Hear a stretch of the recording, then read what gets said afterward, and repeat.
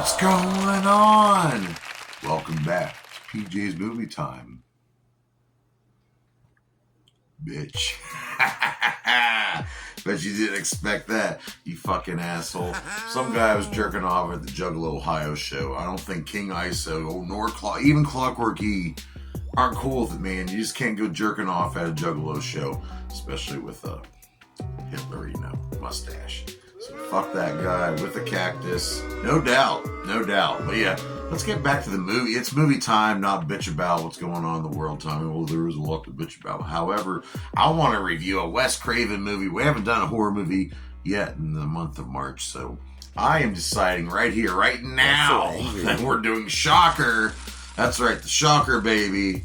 Yeah. From 1989, Universal Pictures. Alive Films had a lot to do with this. They were an independent film company, and they like to give full control to their directors, their creators. Wes Craven, he brought us The Hills Have Eyes, A Nightmare on Elm Street, Freddy Krueger, and of course the Scream franchise. He only got to control A Nightmare on Elm Street like 1 and 3, and then finally in 1994 you would with Wes Craven's New Nightmares, but he wanted to spark. So Alive Films, those fuckers were like, hey, Wes, let's make a film. Come on, we'll let you have more control over it. And he thought, hey, I need to come up with another character because Freddy's going down the tubes. They're taking my character and making him all kinds of Daffy Duckish kind of whatnot. I don't think he actually said that. I'm just kind of like making things up as I go. Anyway, so they decided to make this movie Shocker, which is about this serial killer. He's a TV repairman. He goes around killing families at night. And a sick son of a bitch. He's played by Mitch Pileggi, who's awesome in X-Files. But this kid's having these dreams at night. He's somehow having premonitions and seeing the future before these families get slaughtered. And so there's some kind of psychic bond between the two. Well, the guy gets captured. He gets sentenced to a electric chair, right? Guy dies, but somehow his essence, his soul, can travel through the circuits of television and radio and all that stuff, and he can even bounce between people's bodies for a temporary amount of time until it sucks up their life force and they die. And he wants his revenge on this kid that got him caught. And yeah, it's a pretty weird movie, and it is kind of a slasher movie, but there's a lot of supernatural elements to it as well. You can see this dead girl, she's kind of assisting him from the beyond the grave.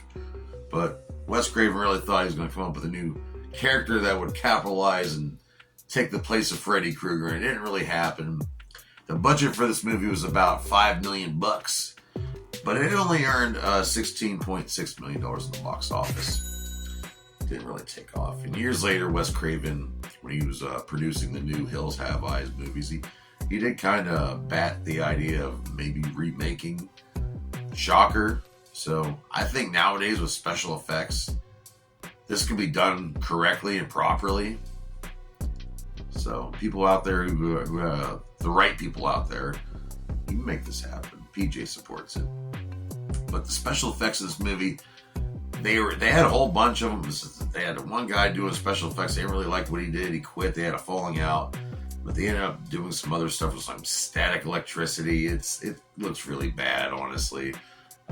When Horace Pinker's jumping body to body, he kind of looks menacing, and he's really scary in the beginning. Like Mitch Pileggi, he's a big dude, but he just gets kind of really goofy at the end of the movie. And I'm not going to give away the ending, but it's a decent watch. It's really not bad. The music's done by William Goldstein, and they had some songs by Iggy Pop and Megadeth, which both are great artists.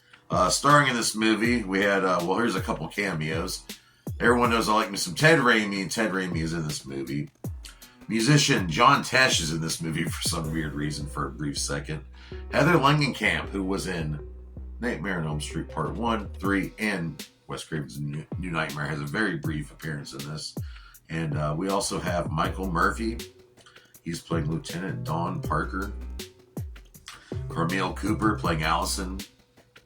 She's the girl who ends up dying early in the movie, but she ends up assisting her ghost, her spirit, her essence is able to help out the main character. Jonathan Parker, played by Peter Berg, and he was also in the movie The Losers. He's not a bad actor, actually. And starring in the movie, Mitch Pileggi playing Horace Pinker. And yeah, this movie's goofy as all hell. I remember my dad renting it at the VHS store when I was a young kid. And I remember watching it. I do remember being a kid, like watching the beginning of this and be like, oh, this guy's kind of scary. This is going to be a scary movie. And at the end, the dude turned, I'm not going to give away, but in the middle, towards the endish, he turns into like a couch. The kid's sitting on the couch watching TV, and he's able to possess the couch somehow. It's just weird. Sorry, my cat's trying to go through the cupboards right now. She's a pain in the ass. I love her, though. They filmed a lot of this in California, but the movie's set in Ohio, and there's palm trees everywhere, despite, like, them trying to make it look like it's Ohio. Didn't do a good job there. And it's kind of strange. I believe Freddy Krueger, Springwood, Ohio. I'm pretty sure he was, so, like, Wes Craven. Seems like a lot of crazy shit fictionally happens. Well, actually, let me take that back. A lot of stuff in the real world of Ohio and the fictional worlds of Ohio have a lot of fucked up entities running around, running rampant. Yeah, but what do I rate this movie? I can watch it at least once a year, and it is kind of nostalgic. The gore could have been way better, but of course the ratings guys, they were all up Wes Craven's ass about it. Couldn't make the gore that he wanted or an R rating that he wanted.